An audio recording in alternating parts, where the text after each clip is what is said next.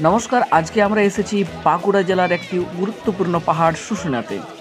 দক্ষিণবঙ্গের একটি উল্লেখযোগ্য পাহাড় শুশুনিয়া এবং এই পাহাড়ের গায়ে রয়েছে একটি ঝর্ণা। এই ঝর্ণার বিশেষত্ব হলো প্রতিদিন 24 ঘন্টা একই রকমভাবে জল পড়তে থাকে এবং রয়েছে একটি বাঘের মূর্তি। এই বাঘের মূর্তি থেকে জল পড়ে এবং হাজার হাজার মানুষ প্রতিদিন এখানে ভিড় জমান। আজ 1 জানুয়ারি 2025 এবং আমরা এসেছি শুশুনিয়া পাহাড়ের ঠিক পিছনে শিউলিবোনা গ্রামে। আর এখানেই আজকের বিশেষ আকর্ষণ উৎসব খেরওয়াল তুকো অনুষ্ঠিত হতে চলেছে। এই অনুষ্ঠানটি সাঁওতালদের একটি গুরুত্বপূর্ণ সাংস্কৃতিক অনুষ্ঠান। উৎসবের নামটি সাঁওতালি ভাষা থেকে এসেছে, যার অর্থ হলো খেরওয়াল জাতির বাসা। এই উৎসবে বিভিন্ন ধরনের রীতিনীতি, গান, নৃত্য পরিবেশন করা হয়। আদিবাসী সংস্কৃতির নিদর্শন দেখতে পর্যটকরা বাঁকুড়ায় এখানে আসেন।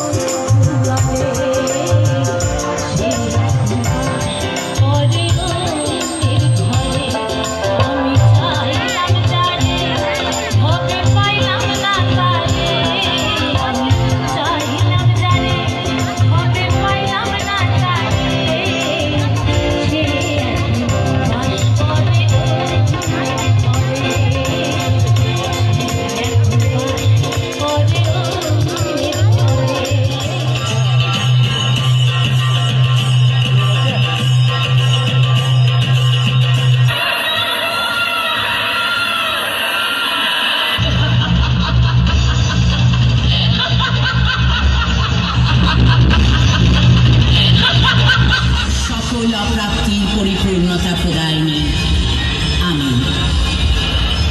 আমি কখনো সিংহারুরা, কখনো বা শতদল আসি। আদ্যাশক্তির অষ্টশক্তি পুঞ্জীভূত আমারই মধ্যে। আমার প্রবল পরাক্রমে অশুভ শক্তির বিনাশ তথা দৈব শক্তির সুপ্রতিষ্ঠা চিরনিশ্চিত।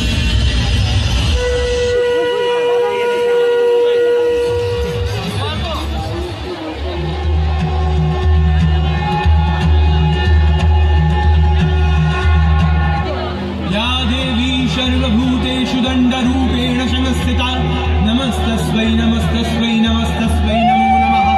या देवी सर्वभूतेषु दण्डारूपेण संस्थिता नमस्तस्मै नमस्तस्मै नमस्तस्मै।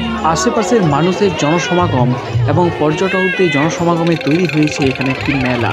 এই মেলাতে বিভিন্ন ধরনের খেলনা থেকে শুরু করে খাবার দাবার সবেরই ব্যবস্থা রয়েছে।